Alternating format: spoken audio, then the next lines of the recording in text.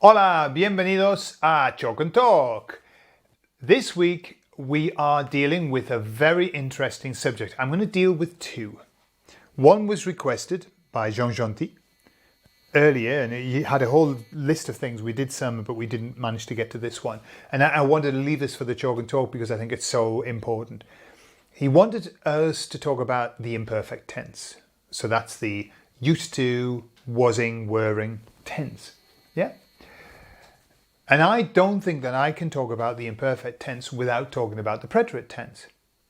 So what I'd like to do is kind of give you an idea for those of you who've read our book, Perfecting the Past.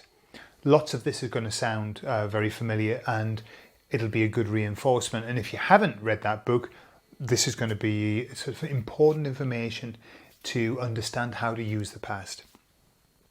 The past in Spanish, just as it is in English, is vital. It's absolutely vital that you understand it. Why? Because most of the time we spend our conversation time in the future or in the past. Yeah, and very often in the past. Okay. Actually, there's a part of the therapy that I do is to decide whether somebody is future-oriented or past-oriented. And when people have problems, people who are future-oriented suffer from a lot of anxiety. They get very anxious because they're always thinking about, oh, tomorrow I've got this and whatever. And people who are very depressed tend to be very past-oriented because they're always like dwelling on, oh, he did this to me and he did that to me and this happened. Yeah. So, are you a past person or a future person? The people in the past need to handle the past a lot, and so we all do. So let me give you some metaphors for the past to understand when you choose the preterite, which is, the I came, I saw, I conquered, yeah? And the imperfect, which is I was walking, I used to work, okay? That's the imperfect.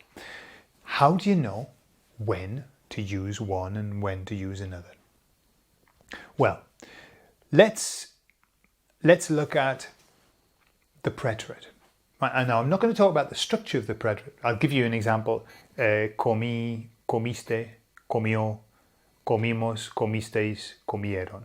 Yeah, I ate, you ate, he or she ate, you ate, usted, we ate, you all ate, they ate, and you all ate, ustedes.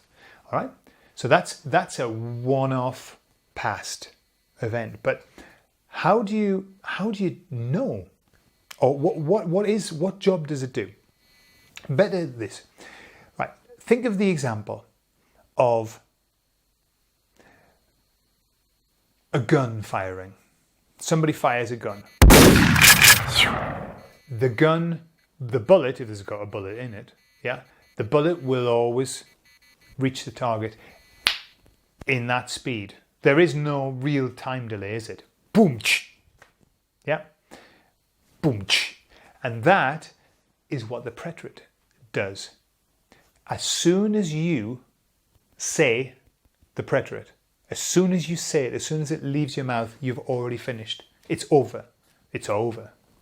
Yeah. There is no time delay. So let me see. If you said llegué, right? Llegué, you were there. You arrived. You're already there. As soon as you say it, you're there. It's done. It's over. Okay? So the preterite is, you see, it's linked to time, but it has no length unless you specify. In fact, as soon as you say it, it's done. Okay? Let me explain what I mean. I can say to you, esta mañana me comí un sándwich, vi la televisión y hablé con Cintia. Yeah? So, me comí un sándwich, vi la televisión, hablé con Cintia. So, 3 things. Now, if you're translating that to English, what happened? I ate a sandwich, I watched the TV, I talked to Cynthia. Did I do them all at the same time? Was there any overlap?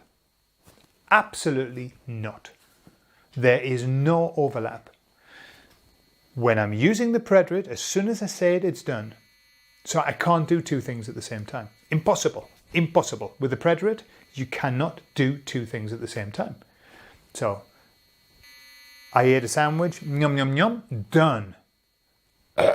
Sandwich eaten.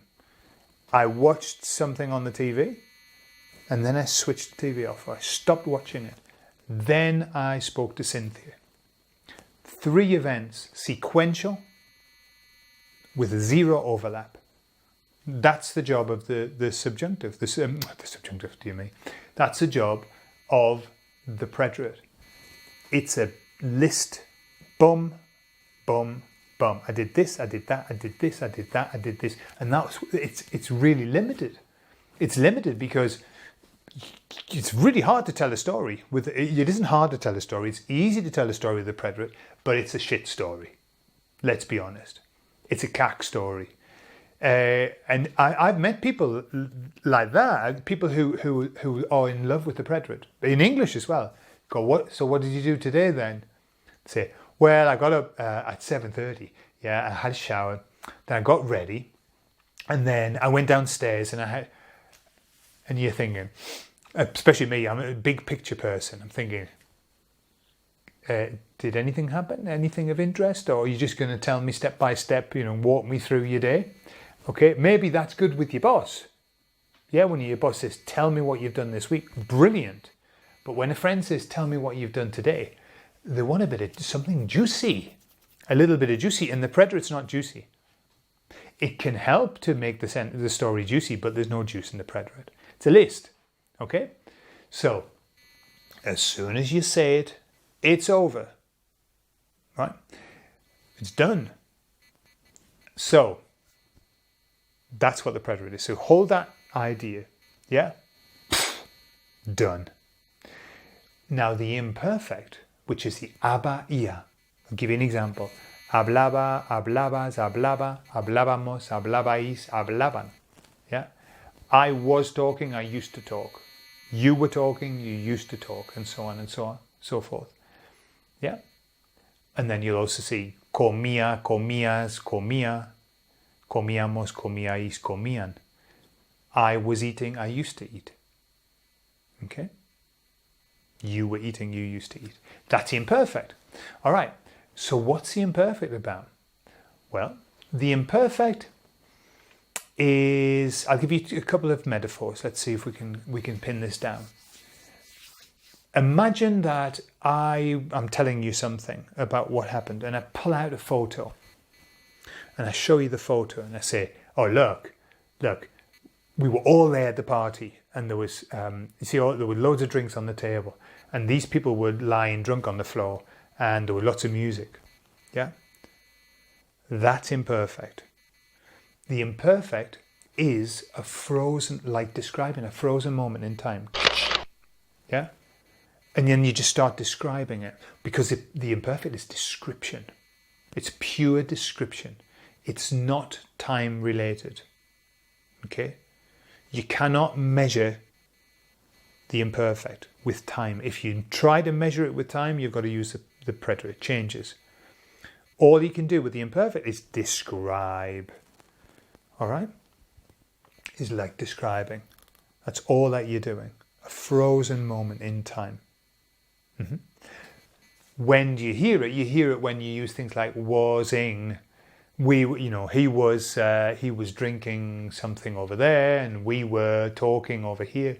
Wasing, wearing, and also used to. Yeah. So what happens is when you're talking about two things in the past, two things happening at the same time, one of them has to be the imperfect. You cannot talk about two things at the same time with the preterite. Impossible.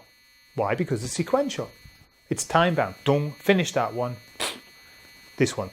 Off. Yeah? So when you talk about two things, you must use the imperfect. Why? Because the imperfect has no time to it. It's describing. Let me give you an example. Cuando tenía 17 años, empecé a trabajar en una fábrica. Okay? So when I was having 17 years, I started work, preterite, in a factory. So what I'm doing is, because people say, well, surely if you say 17, you're measuring it. You're not measuring it. You're describing it. Why? Because you're talking about during the period of time in which I was 17, but I'm just telling you at what period of time it happened. Ongoing being 17. You're not 17 just one day, are you? You're 17. So whilst I was 17 and this was happening, I started work. That's your action. Preterite's action. Yeah? Action. The way to understand the preterite and the imperfect is this. You go to a theatre, you go to a ballet, or let's say a play, and all of the background, the lights, the music, the dances, what's going on in the background, that's the imperfect. And then the action is what the actors do. That's a preterite. Okay? So the preterite is all about, hey, I said this and you take that and boom. But in the background is the imperfect. And this is what you do when you're talking. What you're doing is you're laying down the background. Whilst I was 17, during the period of time in which I was 17, I did this, then I did that, and then I did this. Preterite, preterite, preterite. Imperfect. Okay? So, let's think of another example. Mientras, that's a very common word to use to that when you say mientras, you're going to have to use the imperfect. Why? Because mientras is while or whilst. While this was happening. Was happening. Can you hear? Was-ing. That's imperfect. Whilst this was happening, now what we could do. Whilst this was happening, this was happening. And this was happening. And this was happening. All of that would be imperfect. You can load up lots and lots of things all happening at the same time, but only with imperfect. So, esta mañana estábamos todos hablando y había música y había mucha gente allí y mucho ruido y mirábamos cosas de interés. All of that is imperfect. All happening at the same time. Yeah? And that's what the imperfect's great at. Overlapping stuff. The preterite can't do that. So I could say, esta mañana estuvimos todos allí. Okay? As soon as I say that, they're not there anymore. It's finished. We were there, now we're not. I brought it to an end by using the preterite. So that's why I can't say, we were all there and this was happening. No. With the preterite, no. We were all there and then we all were here and then we were all here. That's what the preterite's about. Yeah. The imperfect is, we were all here and this was happening and maybe a bit of action. Yeah. So actually doing that, using the imperfect and the preterite together is an art. It's a storyteller's art. You've got to lay the background of what's going on and then intersperse it with some action. Because also, if you only talk in the imperfect, dreadful. Nothing ever happens. Nothing ever happens. And when I first learned to do the past, I discovered the imperfect, and it was so easy. Aber, ia. So I used it all the time. For every bit of past I was talking about, I would use aber or ia. And I can't begin to imagine what my audience must have thought, the people I was talking to. It must have been the most bizarre and boring conversation. This morning I was coming to work, then I was arriving, and then I was talking, and then I was eating lunch, and people going, and then what happened? But then what? So neither the preterite or the imperfect can be used in isolation. You must use them together if you're going to tell a good story. You can get away with just using the preterite. You can, but it doesn't make for good listening. You know, it's more like a report. Give me a report of what you've done. Bueno, hice esto, luego hicimos esto. That's okay. But when you want to say, hey, you never guess what happened. I was in the street. Very different. ¿Sabe lo que pasó? Estaba en la calle, ¿vale? Haciendo algo con el coche. Cuando de repente apareció un perro enorme. Y el perro empezó a ladrar. Okay? So, what I'm doing is, I'm setting the scene. I was in the street. I was doing something with my car. Imperfect. Both things happen at the same time. When suddenly, action, apareció, a dog appeared, y empezó a ladrar, and started both of those preterite. Why? Because the action. Yeah. The dog first appeared, boom. Then it started to bark, boom. That works perfectly with the preterite. Okay? Does that make sense? So, the imperfect is laying down the scene, setting the scene, describing your photo. Look, I was in the street and this was happening. Photo. No action. And then the action comes in with the preterite. And he went boom, boom, boom. Preterite. Sequential. Boom, boom, boom. Okay? So, that's how you have to use the past. Use them both and understand what you're doing. Okay? So, let's do a test. Let's do a test. If I wanted to say I was there for an hour. I was there for an hour. What would I say?